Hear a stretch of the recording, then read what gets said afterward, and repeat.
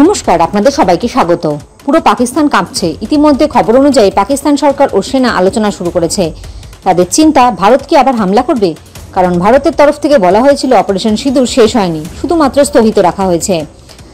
পাক ভারত কূটনৈতিক চাপানুতরের আবহে দেশে ফের অসামরিক মহড়ার আয়োজন। মক ড্রিল হবে গুজরাট, রাজস্থান, জম্মু কাশ্মীর ও পাঞ্জাবে। বৃহস্পতিবার সন্ধ্যায় এই 4 রাজ্যের নিরাপত্তা সংক্রান্ত মক ড্রিল করার সিদ্ধান্ত নেওয়া হয়েছে। এই 4 রাজ্যের সঙ্গেই পাকিস্তানের সীমান্ত রয়েছে।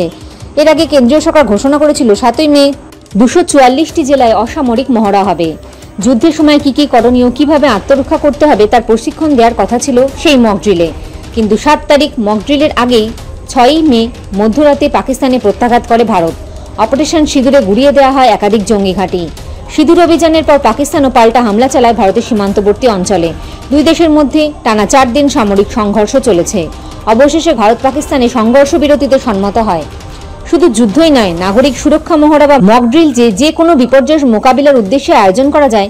ভূমিকম্প, বন্যা, রাসায়নিক বিপর্যয়, সন্ত্রাসবাদী হামলার ক্ষেত্রেও সাধারণ মানুষকে সতর্ক করতে, তাদের বিপর্যয় মোকাবিলার জন্য প্রস্তুত করতে মক ড্রিল আয়োজন করা হয়।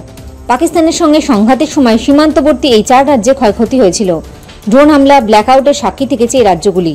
নতুন করে আবার এই সমস্ত সীমান্ত ঘেঁষা রাজ্যে মহড়ার আয়োজন করা হচ্ছে। সংঘর্ষ বিরতি হলেও পাকিস্তানের সঙ্গে ভারতের দ্বিপাক্ষিক সম্পর্কের এখনও তেমন কিছু উন্নতি হয়নি।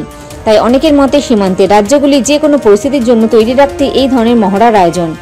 এর পিছনে যে সঠিক কী কারণ আছে তা নিয়ে সারা বিশ্বে আলোচনা শুরু হয়েছে। আপনাদের কি মনে হয়? কমেন্ট করে জানাবেন। জয় হিন্দ, জয় জওয়ান, জয় কিষান।